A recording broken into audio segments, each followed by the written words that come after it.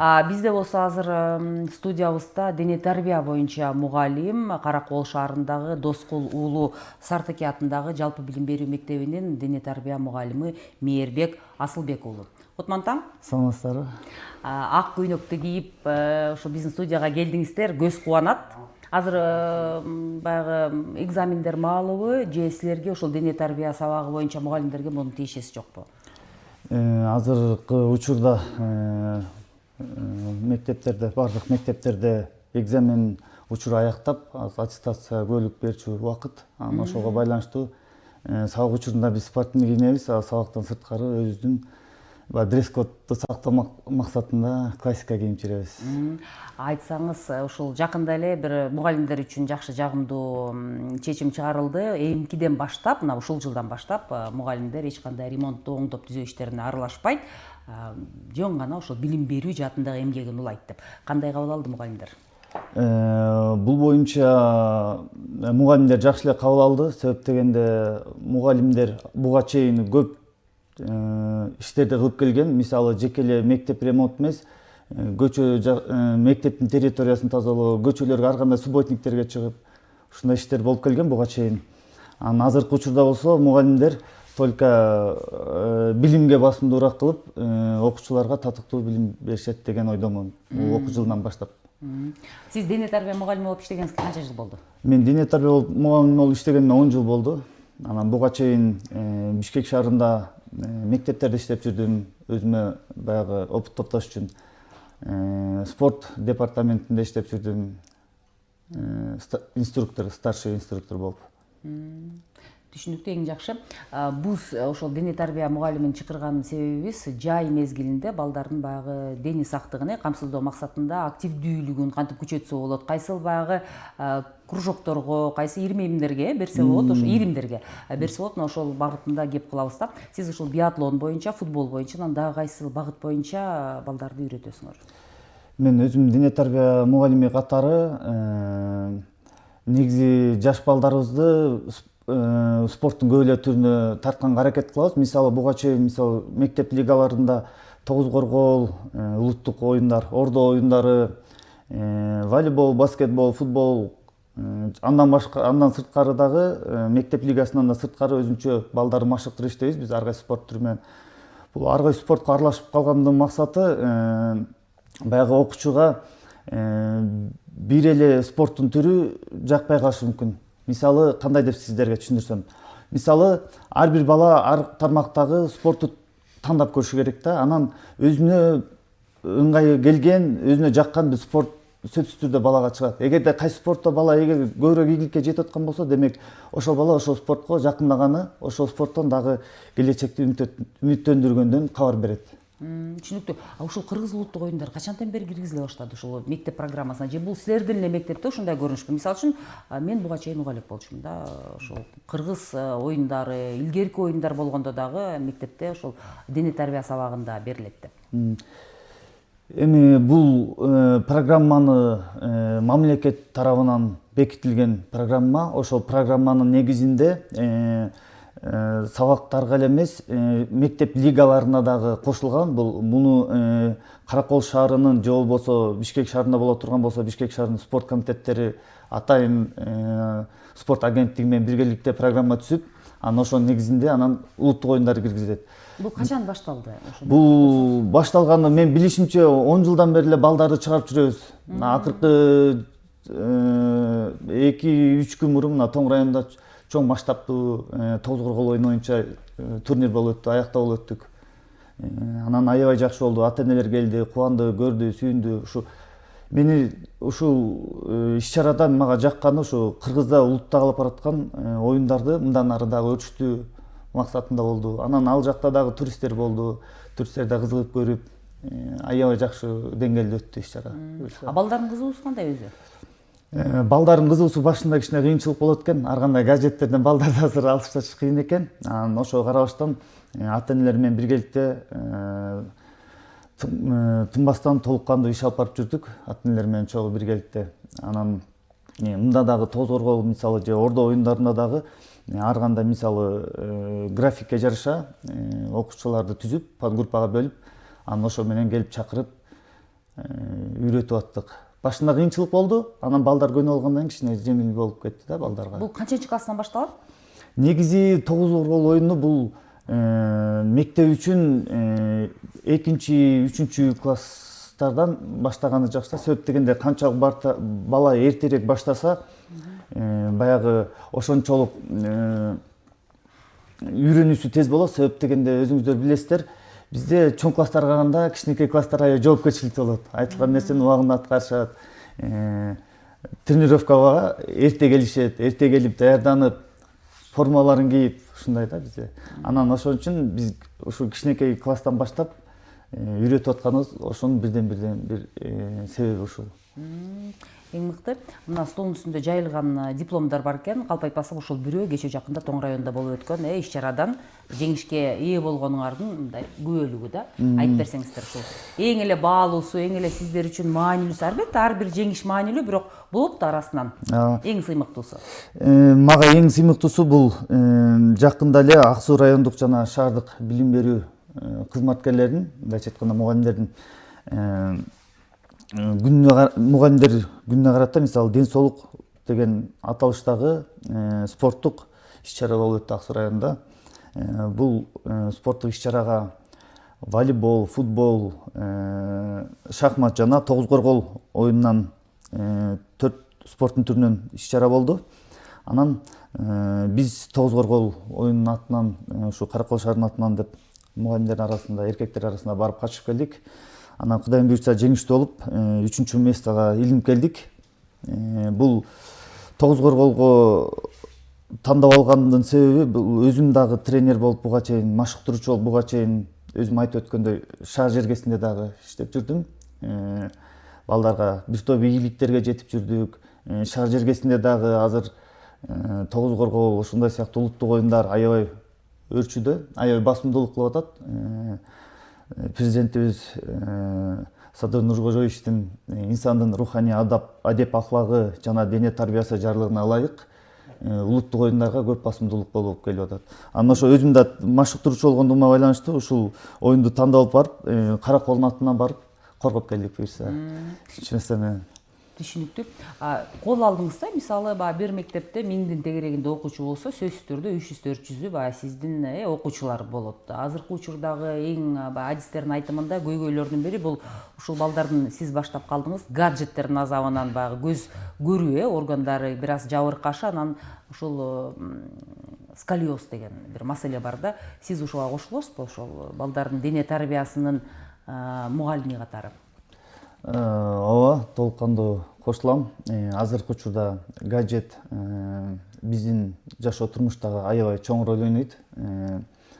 Биздин балдарды гаджеттерден алыстатып, спортко тартуу максатында ушу Ысык көл областына Бишкек шаарынан ар кандай спорт федерациясынын менен чогуу биргеликте иш алып барып, анан ошолор менен бир пилотный демилге катары айыл жергесинде ар кандай спорттук иш-чараларды өткөзүп, анан жакшы байгелүү белектерди берип, ушинтип өткөзүп келгенбиз. Анан буюрса дагы пландарыбыз көп. Анан мен айтарым, азыркы учурда балдарды гаджеттен алыс кылып, ушул именно Ысык көл жергесинде спортторду өнүктүрүү максатында мен өзүмдүн дагы түзүлгөн командам бар. Буюрса дагы түзүлүп атат. Биз эч кандай спорт комитетине иштебейбиз. Биз жөн эле өз каалообуз менен ушу Ысык көл областына ар кандай спорттун түрлөрүн алып келип, өнүктүрүү максатында эле өзүбүздүн командабыз менен иш алып барабыз. Бул эмне команда айтсаңыз? Эмне жөнүндө? Бул жөнүндө бир мисал келтирип кетейин. Мына жакында эле Бишкек шаарына барып келдик. Мен байкашымча, мисалы Каракол шаарында боулинг деп коет. Бул боулинг деп көбү көңүл ачуучу оюн деп түшүнөт. А бирок чындыгында эле бул спорттун түрү. Чет өлкөлөрдө аябай кеңири таралган спорттун түрү. Ошондой сыяктуу оюндарды Каракол шаарына мисалы алып келип, бир эле спорт эмес, бир эле 2-3 эле түр эмес, же болбосо 5-6 түр эмес, көп түрү менен ушул Ысык көл жергесине жайылсакпы деген жакшы пландарыбыз бар. Буга чейин дагы Бишкек шаарынын спорт агенттиги менен дагы пландашып, жакшы проекттер бар. Ошол проекттер боюнча дагы мына жакында эле план түзүп келдик. Ысык көл жергеси боюнча. Ошол сколиоз демекчи, теманы дагы бир суроо бергим келет да. Кайсыл машыгуулар, кайсы спорт түрү ошол сколиоз менен күрөшүүгө жардам берип мындай натыйжа берет да. Анткени 2,5 айдан кийин кайра эле 1-сентябрь, кайра эле окуу жылы башталат, балдар кайра эле партага отурат, бүкүрөйүп багы түз отура албай кыйналышат. Анткени 3 ай аралыгында эми сөзүнүн ачыгы көп бала ошол гаджеттер менен малек болот да. Анткени ата энеси таң эртеден кечке чейин жумушта, балдар өз алдынча эле баягы гаджет менен малектенишет. Сиз баягы дене тарбия адиси катары. Эми бул боюнча мында азыр баланын толук кандуу баягы сөөктөрүндө болуп атат, ал сөзүнүн маңызы. Бул баланын сөөктөрү жаш кезинен өздөрү булар жумшак болушат. Булар ийилчек болушат. Ошон үчүн буларды балдардын сөөктөрү каты электе ар кандай кыймылдуу оюндарга бергенде дене булчуңдары дагы күч алып, чыймалып, анан ошондон партада түз отуруу же болбосо любой эле спортто ой жүгүртүү деген нерсе бар, реакция, кыймыл деген нерселер бар. Ошолордун баары баланын жашоосуна жакшы нерсеге таасир этет. Анан мен советим, мисалы, менин кеңешим ата энелерге көбүнчө балдарды кыймылдуу оюндарга берүүгө аракет. Кыймылдуу оюн, мисалы, спортто кыймылдуу оюндар бар. Жана ошондой эле мисалы шахмат, тоз коргоол жана айтып өткөндөй, булар болсо ой жүгүртүү боюнча, акыл эс боюнча. Менин балам китеп окуганда түшүнбөй жатат, же болбосо темадан артта калып атат, бир нерсени түшүндүрүп айтсак кыла албай атат деген сыяктуу нерселерге ушундай логикалык оюндарды кеңеш берет элем. Дене тарбия мугалими катары. Анан студиядан тышкары биз ушул Мээрбек коногубуз менен баарлашып атканда ушул Каракол шаарында курулуучу спорт комплекс жөнүндө маалыматым бар деп бизди абдан кубандырганда, чет жакасын чыгарып ошол жерге барып көрүп келген, планы менен таанышып келген адам катары бөлүшө кетсеңиздер да. Бул азыр дене тарбия мугалими эле эмес, бүтүндөй Каракол аябай кубанычта болуп турат. Көл өрөөнү. Көл өрөөнү. Себеп дегенде Кашка сууда болжол менен 14 гектарга жакын жерге спорттук шаарча салынып атат. Бул шаарчада дүйнө жүзүнө чыга турган спортсмендерди даярдоочу зал болуп саналат. Мисалы, ал жакта 2-3 эле түр эмес, биякта көптүр. Мисалы, футбол ойной турган залга эле, мисалы, настольный стол үстүндөгү теннис ойнойлот. Же болбосо баскетбол ойнотулган жерге эле балдар, мисалы, баскетбол секциясын бүтүп кеткенден кийин шахмат же тоз коргоо секциясы өтүп, ушундай сыяктуу болуп, бир эле залда 2-3 оюндан болот. Анан бизди кубандырып атканы уже спорт залдын салынуу иштери башталыптыр. Барып кабар алып келдик.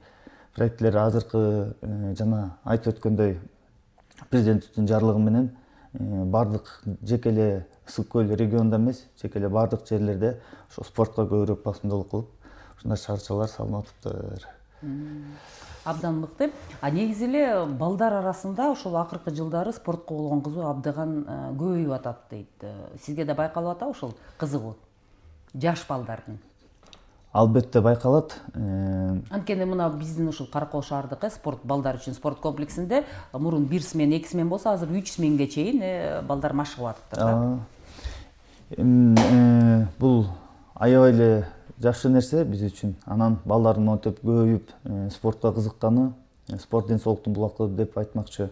Барын негизи эле бардык мектептерди ошо дене тарбия мугалимдерине айтат элем, бардыгын спортко даярдап, кызыктырып. Мисалы, биз өзүбүз мектепте иштейбиз, анан баягы балдар кандай өзүн алып жүрөт, ал жагын жакшы биз көрүп билип, баланын шыгына карап, анан кайсы спорт экенин ошого тууралап, анан ата энелер менен макулдугу менен киргизебиз.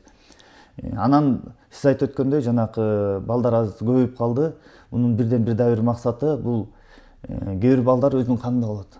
Канында баягы аябай спортко жакын болот, шамдагай болот, аябай ойчул болот. Анан ошо баланын ошо жүрүм турумуна, шамдагайлыгына, аракетчилдигине жараша анан спорттун түрлөрүнө катыштырганга аракет кылабыз. Анан биякта дагы бир айтып кетчү нерсе, өзүңүздөр билгендей эле азыркы учурда балдар менен иштешип атканда сөзсүз түрдө мен тренерлерге айтарым, ата эне менен да биргеликте иш алып барышыбыз керек. Себеп дегенде ар кандай ситуация болуп кетиши мүмкүн. Мисалы, менин балам бир спортко баласын берди, бирок эч кандай жыйынтык чыкпай жатат, натыйжа чыкпай жатат. Ата эне ошону өз көзү менен барып, менин балам кайсы жактан жетишпей жатат, жана мен да үйдөн кошумча кандай жардам бере алам деген максатта, же болбосо тренер ата энелерди чакыртып, окуучулар менен же болбосо балдар менен биргеликте оюн уюштуруп, шыгын байкаш үчүн. Бул деги эле жөн эле баланын шыгын ата эне байкаш үчүн эле эмес, бул деген ата эне менен баланын, тренер менен ата эненин ортосундагы байланышты түзүү, жакындатуу максатында ушундай нерселерди биз азыр өтүп келе жатабыз. Буюрса анан дагы спорт агенттигинен дагы буюрса өкүлдөр келет. Анан бул тууралуу дагы Кудайым буюрса ушу Каракол шаарындагы дене тарбия мугалимдерине кененирээк кыскача бир окуу курс болот. Ошо курста да ушундай жөнүндө сөздөр болот буюрса. Каракол шаарында дене тарбия мугалимдери бири бири менен мындай байланышабы? Алгач мугалимдер да? Аябай кызыктуу. Кызматташып, байланышып, ошо методикалар менен бөлүшүп. Аябай кызыктуу суроо бердиңиздер. Каракол шаарында дене тарбия, мыкты дене тарбия мугалимдери көп. Мисалы биз улумундагы агайларга барып, билбегенибиз болсо сурап, үйрөнүп, кээ бир агайлар айтып калат, биз жаштардан дагы баягы жакшы нерселерди үйрөнөбүз. Себептен азыр заманбап нерсе менен жаштар окуган. Биздин СССР убагындагы окуган менен азыркы учурда окуган эки башка бөлөк депчи. Анан биз да жаштардан тарбия алышыбыз керек, биз да жаштардан маалымат алышыбыз керек деп, мындай бирибизге маалымат катары кызыкчылыгы үчүн барып маалымат алып турабыз. Мени ушул эң эле кызыктырган дагы бир нерсе да, ушул дене тарбия жаатындагы, спорт жаатындагы мугалимдерден, адистерден ар дайым сурагым келе берет да. Мисалы чоң чемпионаттардын алдында ошол Караколго, Көл өрөөнүнө келип машыккан, анткени баягы бийик тоолуу регион болгондуктан машыккан чет өлкөлүк спортсмендер бар да. Анан эгерде биздин спортчуларды ошол өмүр бою ушундай шартта, баягы бийик тоолуу шартта машыккан спортчулар менен негизи эле мындай биздин мүмкүнчүлүк, ошо биздин Көл өрөөнүн спортчуларынын мүмкүнчүлүгү көбүрөөкпү. Демек, алгач эле алар башынан эле машыгууну, спортко баягы сүңгүгөнү эле биринчи күндөн баштап бийик тоолуу шартта болду да. Демек, көппү мүмкүнчүлүгү. Туура айтасыздар. Биз Каракол шаары тоолуу аймакка киргендигибизге байланыштуу бул жакта бизде спортчулар үчүн аябай жакшы өбүлгө. Чындыгында, мисалы Бишкектен дүйнөлүк чемпионаттарга чыгып жүргөн мына канча деген спортчуларды биз дайыма тосуп алабыз. Өзүбүздүн командабыз бар деп атпайбызбы? Ал командабыз менен тосуп алып, ушул Кашкар суунун өйдө жагында тоолуу аймактар жакшы жерлер бар. Ошондой сыяктуу жерлерди көрсөтүп, ошондой жерлерге шарт түзүп берип, 2-3 күнгө же бир жумага жатып машууга шарт түзүп бергенге биз дайыма аракет кылабыз. Мен суроомда мындай биздин Көл өрөөнүндөгү спортсмендер, башынан баштаган спортчулар мындай чыдамкайлыгы күчтүүрөөкпү? Эми мындай да, шаар жергесиндеги бала менен айыл жергесиндеги баланын айырмасы аябай чоң болот. Чындыгында. Себеп дегенде, мисалы өзүңөр айтып өткөндөй, мисалы мына Көл областында тоолуу аймакта, мисалы Каракол шаарында бул машыгып келип машып аткандын бирден бир себеби эроциттер деп коет. Адамдагы жанакы кислород, жанакы дене булчуңдарына жетпеген кислороддорду эроциттер, гемоглобиндер кислороддорду дене булчуңдарына ташып, дене булчуңдар бекемдеп, анан адам бир эле дене булчуң менен эмес, ой жүгүртүүсү, баскан турганы, кыймылдары жогорку деңгээлде көтөрүлөт. Анан ошол үчүн спортчуларга көбүнө ушул тоолуу аймактарга келип машыгып жатканы бирден бир себеби ушул нерсе. Эң зарыл нерсе Көл өрөөнүнө эң зарыл нерсе, кээ бирлер бар мындай норманы сакташ керек. Бияктан жөн эле тоого барып чуркап түшө эле эмес максат. Мында тамактануу режим, мындайча айтканда, тамактануу режими, таза аба, уктоо режими, канчага чейин укташ керек, канчада туруш керек, канчада чуркаш керек. Ал баардык нерсенин өзүнүн режими болот. Анан тренерлердин көп эле биле бербейт ушул эроциттер жана гемоглобиндер боюнча бийик тоолуу аймактарда. Ошого дагы көбүрөөк басымдуулук кылса, адамдар дагы чыйралып, мен ойлойм, баягы дүйнөлүк чемпионаттарда жакшы бир ийгиликтерге жеткенге себеп болот деген максат. Столдун үстүнүн баарын жайнатып медальдарыңызды тап келдиңиз. Кыскача айтып берсеңиз, бизде убакыт саат чектелүү болгондуктан айтпай койбосок да болбойт. Атайын көтөрүп келгенден кийин ошол медальдар жөнүндө айта кетсеңиз. Бул өзү баягы жеке сиздики. Бул жеке меники. Эмне боюнча алдыңыздар? 2016-19 жылдардан баштап ошол спорт жагына аябай көбүрөөк кызыгып баштадым. Себеп дегенде ошо жана айтып атпайбы, Бишкекте спорт комитетинде иштеп калдым. Ошол аябай өлгөтүздү. Балдар менен көп спортко аралашып жүрүп, анан өзүбүз дагы көптөгөн спортко катышканга да жетиштик. Мисалы биякта болсо дартс оюну боюнча, жакында эле Кыргызстандын бадминтон оюну боюнча Кыргызстандын чемпиону. Анан международный жанагы кросс эл аралык турнир болду. Кросс деген 2023 жылды ошолордон алганбыз. Жана ошондой эле биз футбол мектепте деген демилге менен ушул Садыр Жапаровдун буйругу менен ушул Бишкек шаарындагы Илбирс футболный клубу дене тарбия Бишкек шаарындагы эң мыкты дене тарбия мугалимдери үчүн футбол мектепте деген проект иштешкен. Ошол проектке биз балдар даярдап, катышып, аяктан дагы жакшы жыйынтыктары жетип келгенбиз. Эң мыкты, эң сонун. Мен башында биатлон деп турмун, көрсө бадминтондон турбайбы кечиресиздер да.